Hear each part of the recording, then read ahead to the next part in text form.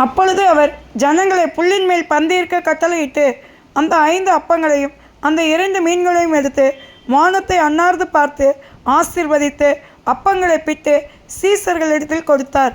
சீசர்கள் ஜனங்களுக்கு கொடுத்தார்கள்.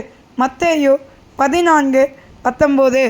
எனக்கு அன்பான தேவ பிள்ளைகளே, இந்த நாளிலும் கூட கர்த்தர் நமக்கு கொடுக்கிறதான வார்த்தை 5 அப்பத்தையும் 2 மீன்களையும் எடுத்து வானத்தை அண்ணாந்து பார்த்து ஏசப்பா என்ன செஞ்சாங்களாம்?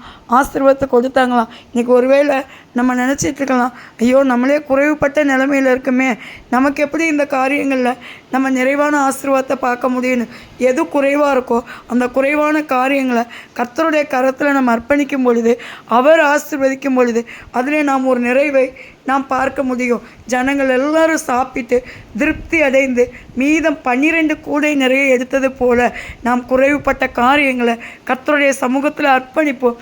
நாம் வேண்டிக் கொள்வதை காட்டிலும் நினைப்பதை காட்டிலும் கர்த்தர் மேலாக நம்மை ஆசீர்வதித்து அதில் ஒரு நிறைவை, ஒரு நன்மையான ஆசீர்வாதங்களை நாம் கண்கூட கண்டு தேவனுடைய நாமத்தை மகிமைப்படுத்த கர்த்தர் நமக்கு கிருபை தருவார். God bless you.